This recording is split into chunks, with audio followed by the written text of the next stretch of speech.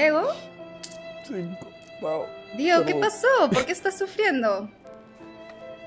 Ya no doy con la inflación, Paola, por favor. Ya me estoy acabando toda la plata que tengo. Y eso que tengo bien poca plata, pero todavía se está acabando. Y encima ahora voy a tener que usar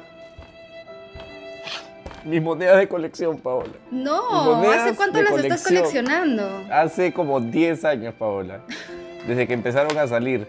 Y todas ya se están. Ya perdí la mitad de la colección. Todas las estoy usando. Y aparte, esa está como. Esa es una de las más Es bonitas la que tengo. moneda. La moneda, sí. ¿Y de qué es esa? ¿Adivinas o no adivinas? No, a ver. Es la piedra saigüite. No sé si se ve ahí en la cámara, pero la piedra saigüite maravillosa. Todo el mundo representado en una sola piedra.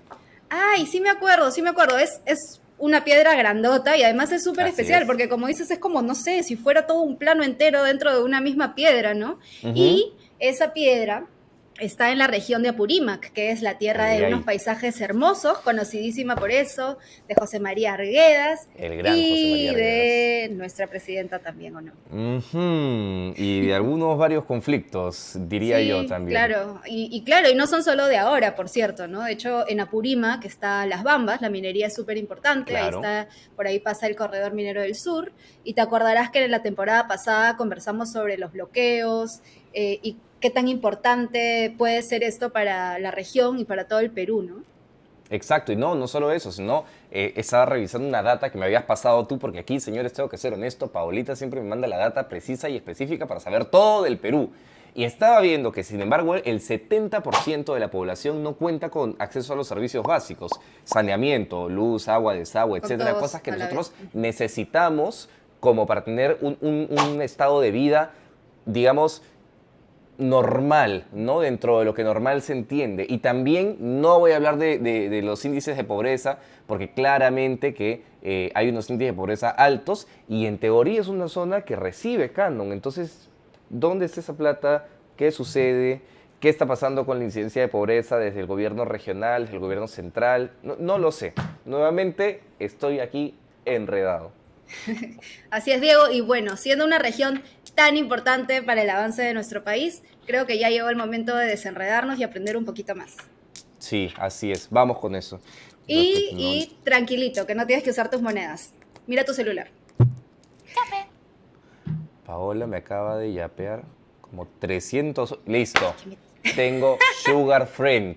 Listo. Eres mi Sugar Friend. También quiero vivir ese hermoso sueño, Don Pool. Listo, Pau. Entonces vamos ahora sí a desenredarnos. Hoy se almuerzo. ¡Vamos! Hola, yo soy Paola del Carpio Ponce Yo soy Diego Salinas Rocha. y esto es Desenredados. Un podcast coproducido por Redes y RPP.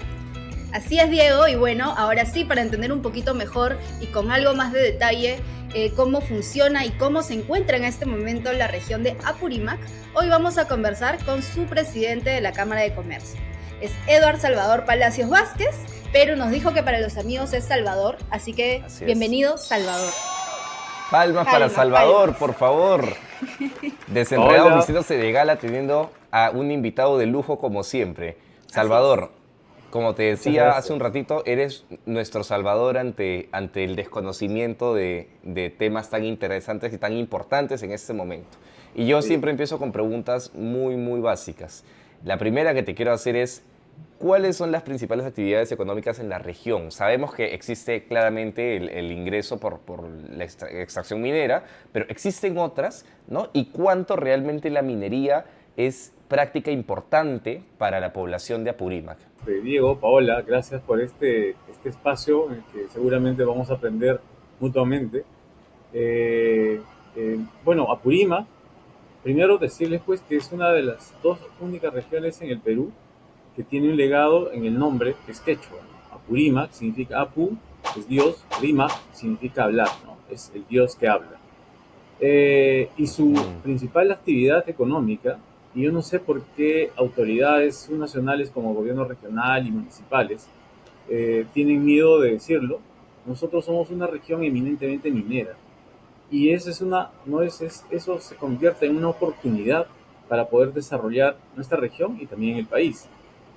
La principal actividad es la minería, pero el reto está en transversalizar esta actividad económica para generar otras actividades económicas sostenibles en el tiempo, que es el reto que deben tener las autoridades regionales y alcaldes municipales. ¿Qué otra riqueza tiene Apurímac? Tiene, por ejemplo, una fuente hidrográfica bastante importante, en la cual podría generar, por ejemplo, Agua. energía hidroeléctricas. Ujú. También podría empezar a trabajarse el tema de producción agrícola y pecuaria.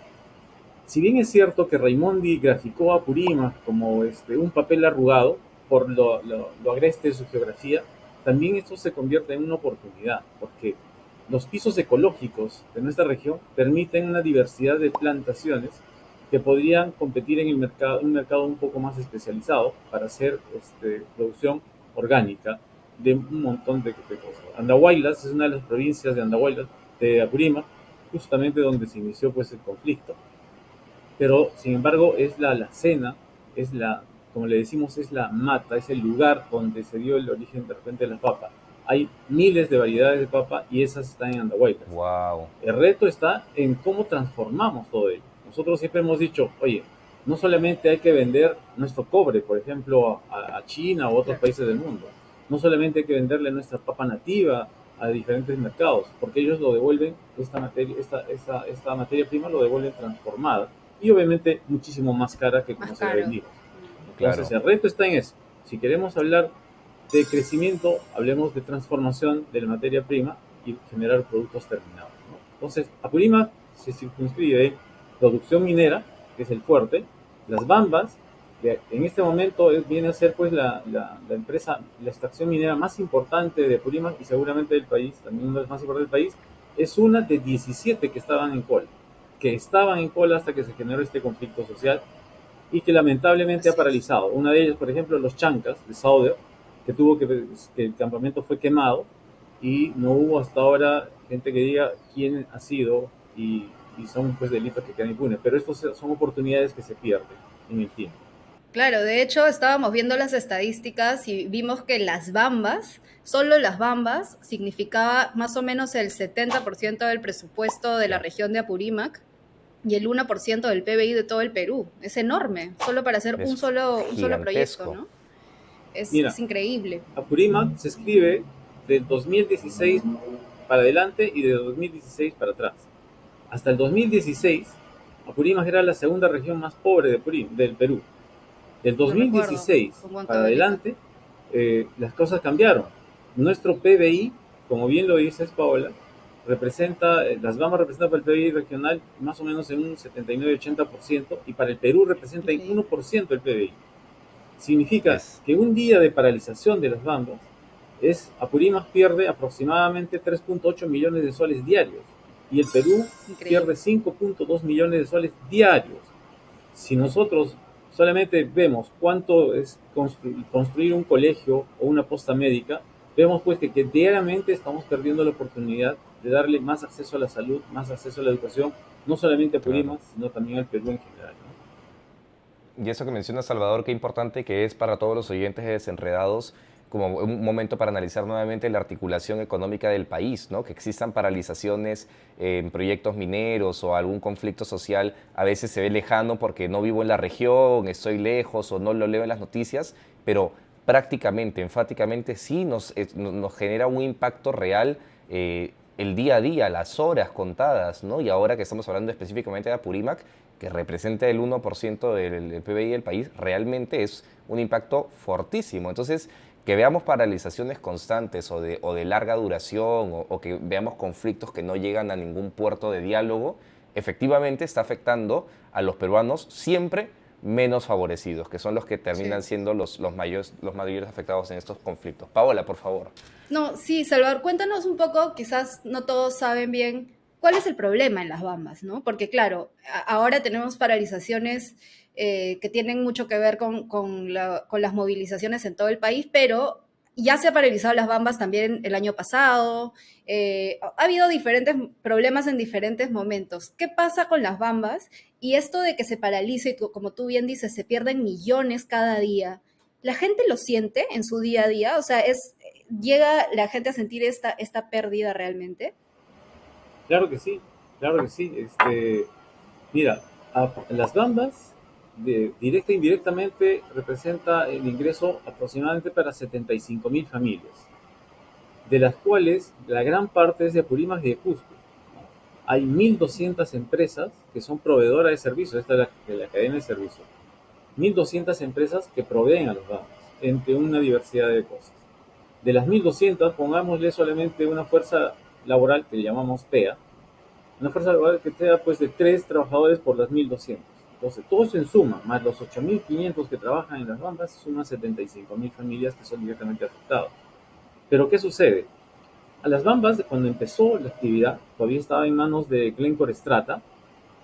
Bueno, hubo unos ciertos acuerdos a nivel mundial que no podía monopolizarse, dice que la extracción minera, y entonces le dijeron, mira, para que nosotros para que la China pueda comercializar con Perú, tienen que vender a Glencore Strata, le dijeron, tienen que vender las bambas, o una operación que tienen en Chile.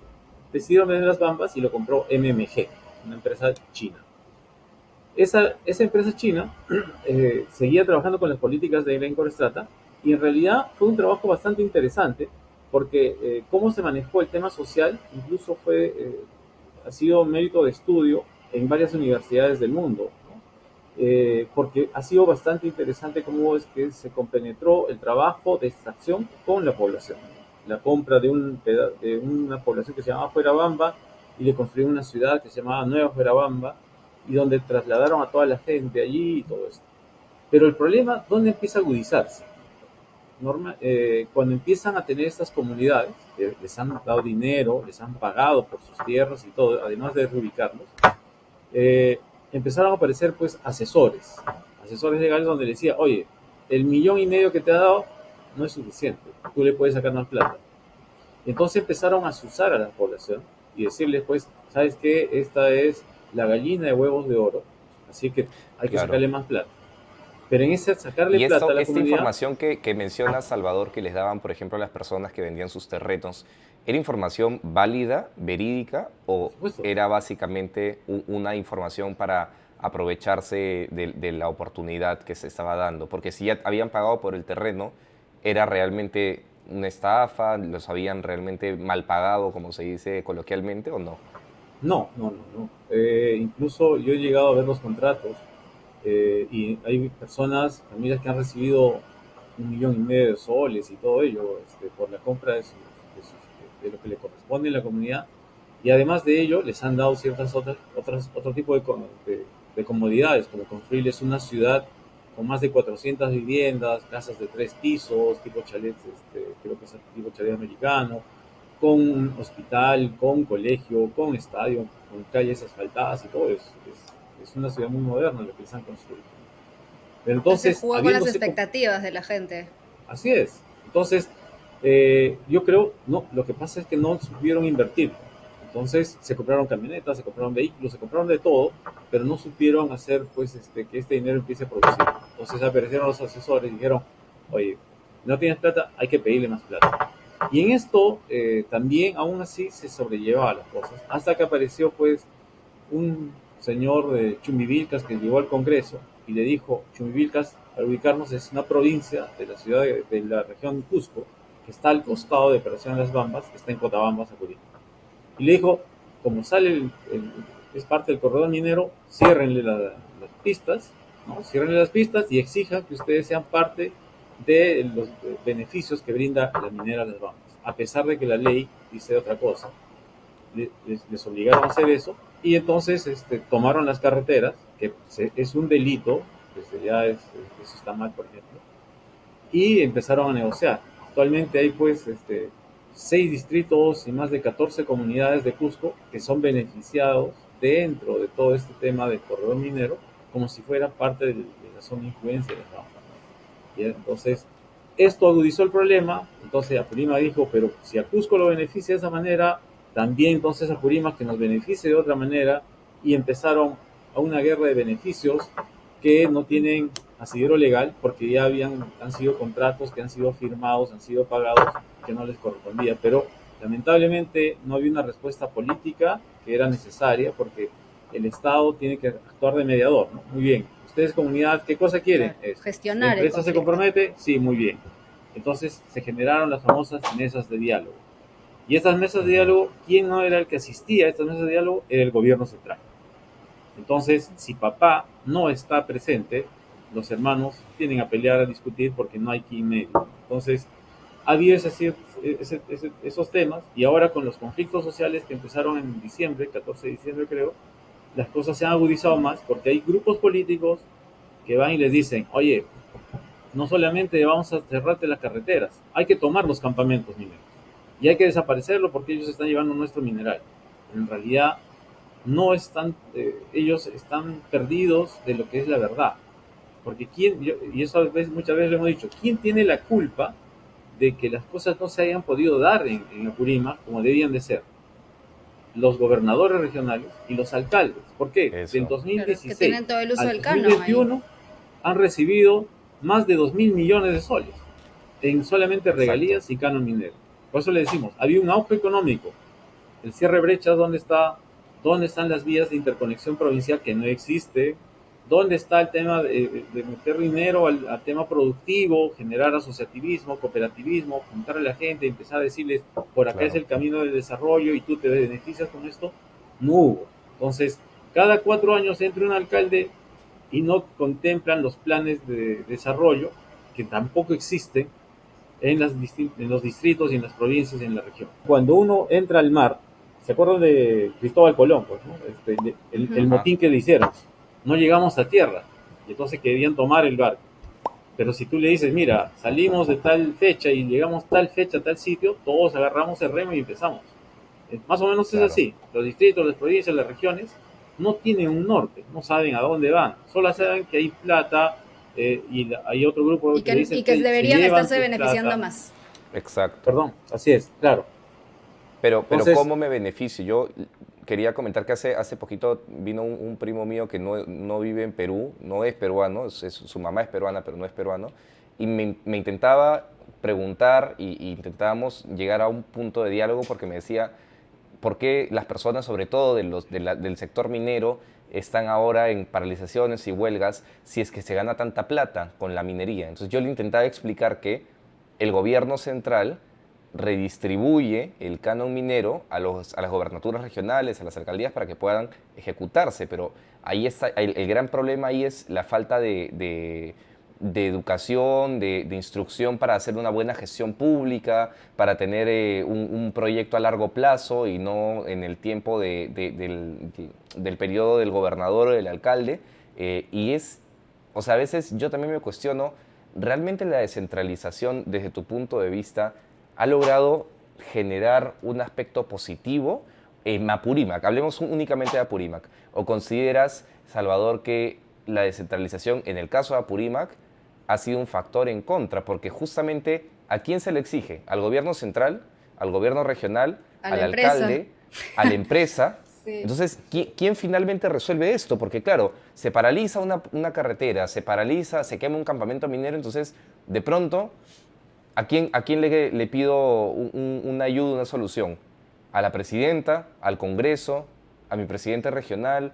Después todos hablan discursos distintos, entonces nunca hay una mesa real de diálogo. Por favor, ¿cómo hacemos con esto? Mira, el problema es bastante complicado. La descentralización y la regionalización, puedo hablar de Apurímac, pero es un común denominador en todo el Perú. Lo único que ha funcionado, o lo único bueno del tema de regionalización y descentralización ha sido el espíritu de la norma, ¿no? Porque somos un país megadiverso, pluricultural, multirracial y todo ello, ¿no? Entonces, cada lugar, cada región es muy diferente su realidad uno de otro. Yo me imagino que por ahí fue el espíritu de promover este tema. Pero lamentablemente solo se dio con la ley. La implementación no ha sido la mejor y ahí están los resultados. Han convertido a los gobiernos regionales en unidades de ejecución, ¿no? Unidades ejecutoras. Les asigno dinero para que ellos ejecuten sus proyectos, pero siguen dependiendo directamente del Ejecutivo. ¿Y esto qué es lo que ha pasado? Ha generado un debilitamiento en los partidos políticos y han generado movimientos regionales. Entonces, Sí. ¿qué cosa es el gobierno regional? Para muchos es un motín, ¿no? Porque yo tengo dinero. Yo sé de gobernadores regionales que han hecho campañas por encima de los 2 millones, 3 millones, solamente para ser gobernador regional. Y siempre, entonces nos preguntemos, ¿no? Vamos un poco de abogado del diablo. Oye, tanto dinero tiene este señor para invertir su campaña en 3 millones. Si quiere hacer tanto bien a la población, ¿por qué no invierte esa plata mejor ayudando a Claro. En fundaciones ayudar. y temas productivos, ¿no? Entonces, Y luego tenemos pensemos, todas dice, estas piensa noticias con mal y acertarás. prontuarios, ¿no? Y entonces hay muchos gobernadores, muchos alcaldes que están presos. Entonces, se ha convertido en motín y todos pugnan por ver cómo es que cuantifico mi inversión una vez que entre al cargo público. Entonces, por eso es Claro. que no se aspira a hacer una buena gestión. No me reúno con gente técnica que me asesore y que sean los gerentes y directores regionales, sino gente política que me acompaña, entonces que no tiene una respuesta técnica a una necesidad de la población. Entonces, no va a haber Personas que planificación, invierten en campañas, ¿no? Que invierten en pero campañas para lógico, poder luego es sacar una increíble, ¿no? tajada en Claro, invierten el pensando que van a momento. ganar luego algo más. Claro, Así es, claro. así es. Terrible. Y al final no ¿Y, hay saben, pues, la ¿Y gente. existe alguna coordinación efectiva entre el gobierno nacional, el regional y el local, o cada uno se suelta ahí por su lado? Sobre todo en esto de los conflictos, por ejemplo. Bueno, en lo único que yo entiendo que existe coordinación es para que van los gobernadores y los alcaldes a Lima, a los diferentes ministerios, para ver cómo están sus proyectos y cuándo le desembolsan la plata para empezar a ejecutarlos, ¿no? Pero más allá, no se ve que hay una coordinación. Por ejemplo, el PERTUR, el PENTUR, el Plan Nacional de Turismo del Perú. Se supone que es el planeamiento estratégico al cual se ciñen todos a nivel nacional, ¿no? Pero si tú vas a Purímac, ¿no? Y como toda región, el PERTUR, que es el plan regional, muy poco se articula al plan nacional.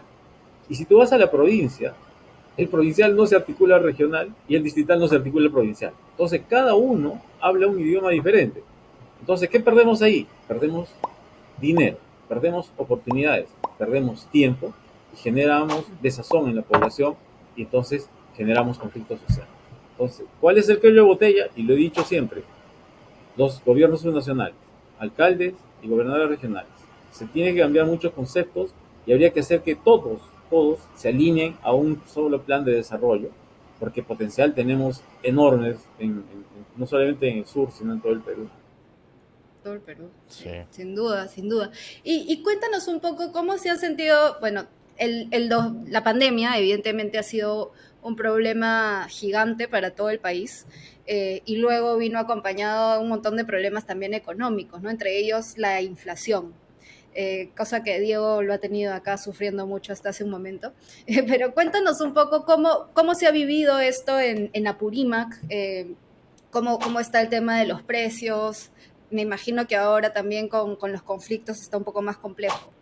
Sí, en realidad hay dos fenómenos que se tienen que ver. Uno que es el tema inflacionario, que sí, definitivamente Purímac ha sido uno de los más golpeados ahora, y el tema de la especulación, que no está siendo controlado, ¿no? Que se aprovechan muchos, digamos, compañeros empresarios, se aprovechan por estas situaciones para empezar a subir precios. Pero bueno, pero la verdad es de que en pandemia le hemos visto mal, como todo el país, le hemos visto muy mal, gente conocida, gente querida que se ha marchado ya, ¿no?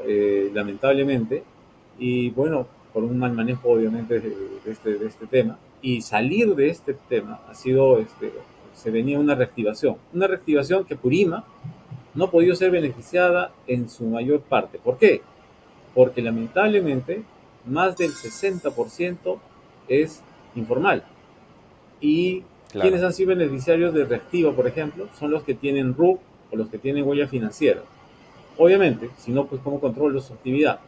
Y los que no la tienen, son los informales, no recibieron absolutamente nada. Por eso decían, el dinero se está repartiendo entre solamente los grandes. Pero la verdad es que el mensaje no estamos comunicando bien. El Estado no está comunicando bien, los gobiernos sanitarios no están comunicando bien. Entonces hay que decirles, es que tú necesitas formalizarte. Tienes que tener tu RUT, tienes que tener tus cuentas para que puedas tú decir, yo tengo esta actividad económica y por eso te voy a apoyar. Entonces, eso ha sido un Claro. problema. Tenemos más de un año de abandono en términos de política pública, ¿no? Todas estas cosas ni siquiera se le está tocando.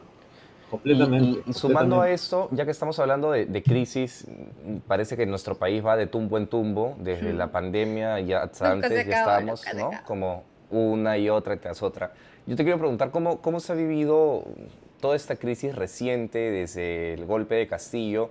la toma de mando de Dina Boluarte, que además es coterránea, paisana apurimeña, y cómo está la situación política, qué impresiones tienen allí sobre el accionar de la presidenta. Es más, yo recuerdo mensajes de la señora Boluarte donde hacía un llamado específico a las personas de Apurímac, que ella mencionaba a su región, a sus paisanos en quechua, pidiendo que se haga un alto, un cese a la matanza, a la violencia. ¿Cómo ves tú toda esta situación, ¿no? ¿Cómo se siente la ciudadanía de Apurímac con todo lo que está sucediendo en el país? Mira, la verdad es que yo lo he dicho varias veces, muchos de los apurimeños nos sentimos secuestrados en esta tierra, ¿no? Y la gente ha sido asusada mucho más antes de que haya este fallido golpe, gracias a Dios, de Castillo. La gente ya estaba siendo envenenada en su forma de pensar. Y es por ello que había una respuesta negativa a, digamos, a esta asunción constitucional que hizo Dina Boluarte. Y a pesar de que es su tierra, pues ha sido donde más rechazo ha tenido, justamente porque Apurímac es pues la región donde han surgido muchas cosas. Yo no sé por qué en el sur es donde salen muchas cosas, hasta los golpes de Estado han salido en el sur, en Arequipa. Velasco Alvarado, cuando hizo su famosa reforma agraria, las haciendas de Apurímac fueron las primeras en haber sido atacados y divididos, minifundios y todo ello. Ha habido el Andahuaylazo con Antauro, y ahora pues empezó esta revuelta en Andahuaylas con este conflicto social, y también una respuesta ciudadana de polos blancos en Abancay, ¿no? Que es la provincia vecina, que empezó a difundirse por todos lados. Pero lamentablemente en Apurímac no llegamos a entender de que estos conflictos nos están haciendo daño, ¿no? Se han atentado no solamente contra edificios del sector privado, sino con el sector público, ¿no? Increíblemente, como se ha visto, Poder Judicial, Ministerio Público, quema de expedientes, accionar con un patrón bien idéntico en varias regiones, que bueno, imagino que las autoridades estarán evaluando. Pero lo que sí no se dan cuenta es de que nos están paralizando y están deteniendo la economía. Y yo les he dicho muchas veces, ustedes están saliendo a las calles, cuando se den cuenta y quieran regresar, ya no podrán seguir trabajando porque esas empresas habrán quebrado. Ya no habrá, si decides el campo, ya no va a haber gente que te compre porque no va a tener el dinero suficiente para hacerlo. Y es sistemático. Ustedes verían, baja un distrito a la ciudad, lo paralizan la ciudad, unos 2 días regresan, viene otro distrito, y entonces es algo que ha sido planificado desde hace mucho tiempo. ¿Quiénes se benefician con esto? Ya lo hemos dicho también, la gente que vive de la pobreza. ¿Y quiénes viven de la pobreza? Grupos políticos que no les conviene que el peruano esté bien leído, esté bien instruido, empiece a tener mejores ingresos, porque no le va a interesar hacer revuelta, sino lo que le va a interesar es darle mejor calidad de vida a su familia. Entonces, esa llave no les conviene que la tengamos todos los peruanos, y por eso es que siguen asusando la política. Y sobre eso decir, ¿no?, que muchas veces se dice, ¿por qué hablamos de los costos económicos de todo lo que está ocurriendo, cuando en verdad obviamente lo más importante es que se están perdiendo vidas, y eso nunca lo vamos a negar, ¿no? O sea, no hay pérdida más grande que la vida humana, que la seguridad de la gente, que la salud de la gente, pero no podemos dejar de hablar de esto que está diciendo Salvador, porque al final del día es el presente y el futuro de estas personas. Pero bueno, como siempre, ya se nos está yendo el tiempo, ya producción nos está mandando mensajes y mensajes así como malvados. Tienes que decir así como la tele, Pau. Por interno nos están avisando que... Sí, por interno me están diciendo. Por interno me están diciendo. Solamente quería, Salvador, terminar con una reflexión quizás corta, pero tú como representante, ¿no?, del sector privado en tu región, ¿qué se puede hacer mejor desde el sector privado justamente para que las personas internalicen más el valor efectivo de la inversión privada, y quizás en el caso de ustedes en particular la inversión minera, en su día a día, en su vida, ¿no? Porque quizás cuando se habla de millones, del presupuesto, la gente lo ve muy lejano, pero ¿cómo hacemos que la gente lo internalice más? ¿Cómo hacemos? Necesitamos comunicar mejor. Necesitamos, por ejemplo, espacios como el de ustedes ahora, que llegue a la mayor cantidad de gente y los invite a reflexionar sobre cuáles son las oportunidades que se tienen y cuáles son los errores que estamos cometiendo. Tenemos que recordar que somos herederos de una cultura milenaria, ¿no? Y los incas, cuando, de acuerdo a la cosmovisión andina, el futuro lo tenían detrás y el pasado lo tenían delante. ¿Por qué? Porque aprendían del pasado. El pasado estaba ahí. Ellos sabían qué es lo que ha sucedido y los volvía más sabios. El futuro, por más que lo planifiques, hay variables que no puedes considerar. Por ejemplo, no sabemos si nosotros mismos estaremos en el futuro. Por eso es que necesitamos tener nuestro presente basado en nuestro pasado, pero con un futuro muy prometedor. Pero para que esto suceda necesitamos comunicar mejor, y la gente tiene que entender de que la minería no es que traiga desarrollo a una región ni a un país. La minería no es así. La minería trae oportunidad, y oportunidad se tangibiliza en dinero. El sector privado lo que hace es dejar dinero. ¿Y quién tiene que administrar ese dinero? Lo tiene que administrar el Estado peruano y los gobiernos subnacionales a través de proyectos que atiendan sus necesidades. Entender cuál es ese recorrido. Y a los gobiernos subnacionales los he invitado siempre: transparentemos nuestra gestión, hagamos gobierno electrónico, que la población sepa cuánto gana, cuánto ingresa, cuánto se invierte, en qué estado están los proyectos.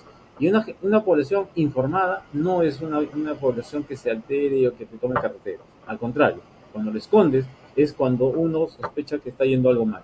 Entonces necesitamos cambiar varias cosas, pero sobre todo necesitamos comunicar mejor y hacerles saber de que Perú tiene muchas potencialidades. No hemos hablado, por ejemplo, y eso que Diego habló y Paola también, sobre Saivite. Saivite, y ese es un tema aparte, hablar de la cosmovisión andina, que vendría a ser una riqueza tan fuerte como la que es la minería, porque los libros de historia se han escrito mal y ahora estamos nosotros recopilando cierta información que nos permite ver desde otro ángulo esta riqueza que necesita ser mostrada al mundo. Pero me imagino que eso va a ser para otra conversación, ya me estoy invitando, en el que podremos desarrollar, por ejemplo, los vínculos que hay entre Choquequirao, Saivite y Machu Picchu, que visto desde el espacio forma una triangulación perfecta. ¿Por qué es eso? ¿Por qué el culto al agua? ¿Por qué el solsticio, el equinoccio era tan importante? Todo eso en suma es la riqueza que tenemos los peruanos. No solamente tenemos que producir, sino tenemos que contar. Así que tenemos gran oportunidad, y la única forma de trabajar es sector privado, autoridades y población civil organizada, en conjunto, con un solo equipo, mirando un solo futuro, sin ningún miramiento y solamente teniendo satisfacciones, pues, de sentirnos orgullosos de ser peruanos. Excelente, nos vamos entonces inspirados. Sí, definitivamente, ¿no? Tenemos que trabajar más en conjunto y menos polarizados, que parece ser la moda política últimamente, lamentablemente. Y ahora sí, antes de que me mate producción, debo decir que hemos llegado al final de este súper interesante y bonito episodio. Muchísimas gracias, Salvador, por tu tiempo y por venir a desenredarnos hoy. A ustedes, un gran abrazo. Les deseo muchos parabienes en este espacio, que continúen muchísimos años más, y les doy pues un abrazo, y a todos vuestros seguidores también igual. Bendiciones a todos. Gracias. Muchas gracias, Salvador. Oye, y la gente que así como nosotros se ha quedado con más ganas de escucharte, de leerte, ¿dónde te puede encontrar? ¿Tienes alguna red social? ¿Estás escribiendo en algún editorial? Lo que sea, por favor, ese es el momento de los cherries. No, mira, la verdad que no, estoy más enfocado. Somos la primera cámara en el Perú que estamos articulando proyectos en toda la región Apurímac, y ahora vamos a empezar a otra región. Así que me he abocado más a eso, a empezar a hacer lo que los gobiernos subnacionales no hacen, lo estamos haciendo en Apurímac y a otros lugares. Así que... Excelente. Entonces todos también siguiendo el trabajo de la cámara, que creo que ahí vamos a poder ver también los frutos de todo este trabajo que está haciendo Salvador. Así es. Así que bueno, estimados, esto es todo. Hasta el próximo episodio de... Desenredados. Cuídense mucho. Ahorren, un abrazo no grande para los... como Diego. Ahorren, por favor. Abrazo para Apurímac. Cuídense mucho.